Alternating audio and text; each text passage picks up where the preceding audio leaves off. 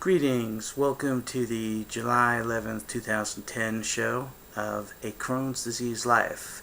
Today's show is called How to Learn from Chronic Illness. I've done many videos about chronic illness and I will continue to do so, but this one is how do we learn? What do we do? How do we make the best of it?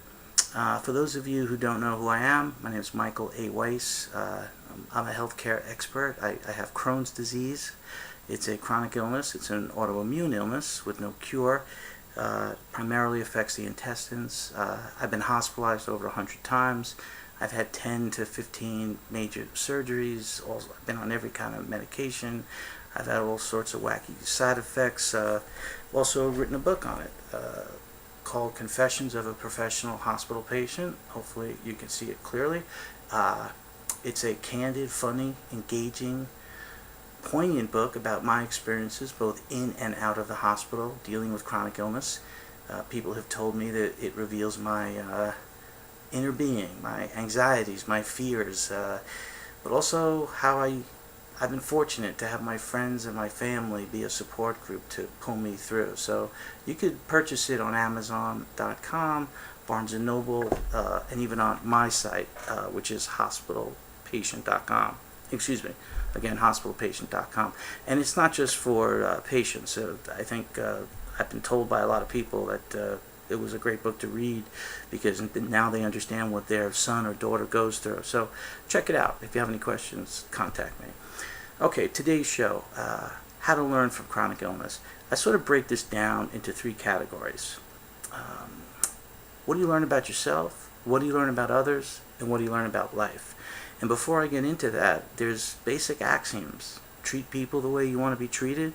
When you're younger, you could fight through the fatigue of an illness. And when you get older, you sort of make the best of it. So I preface my analysis with those things.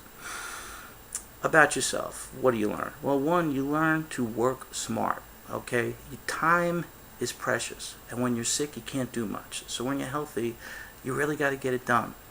And I think our society is sort of proving that with all the multitasking and whatnot. But the best way to demonstrate this is an example. And for me, it was my first year of law school. I remember the first or second day in the big lecture hall with like the whole class of, let's say, 200 students looking around, seeing a couple of pregnant women. And I was saying, wow, how are they going to get through this? This is so tedious. There's so much work. And in the end, they did better than everybody else because they were structured. They had a plan. When they had it on their schedule to study, they studied. They made the best use of their time. So being chronically ill is really tough, but it's also a gift in a way. It teaches you to work smart, make the most of your time.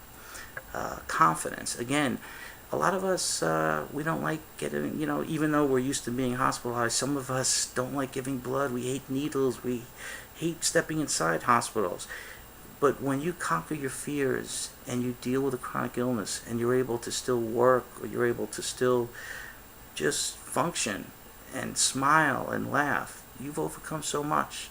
And from that, you gain confidence. And that confidence can be transferred to every part of your life, whether it's work, whether it's attracting a mate, a man or a woman, whether it's being a better parent, a better brother, a better sister, a better friend.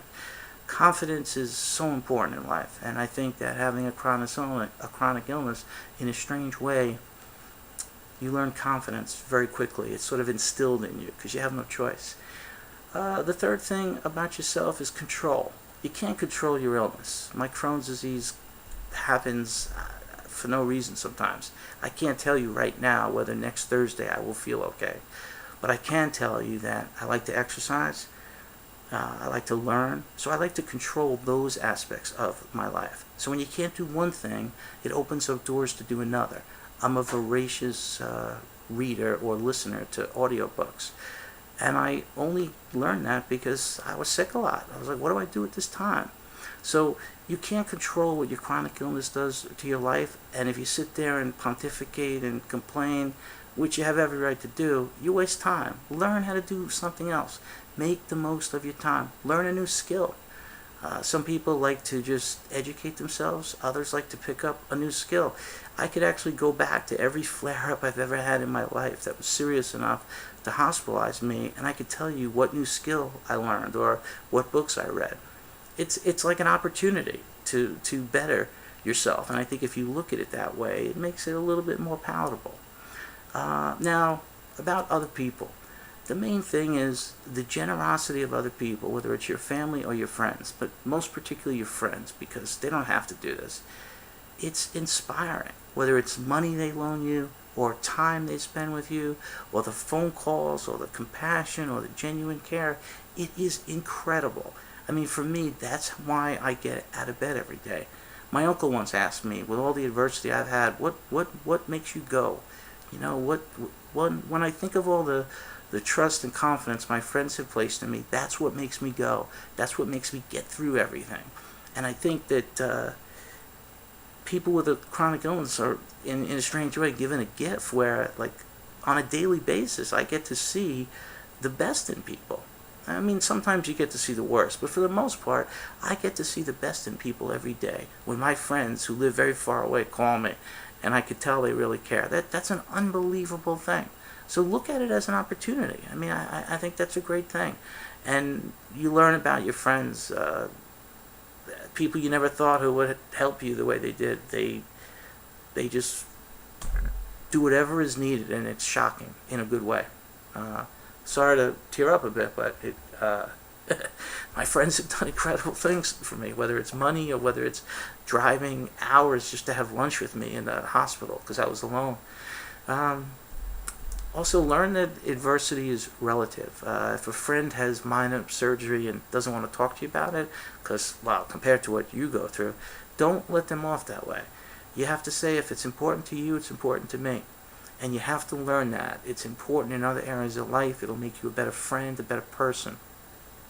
Also, when other people say, oh, when the chips are down or I got your back, my experience has been the people who really have your back, they don't say that. They just do it.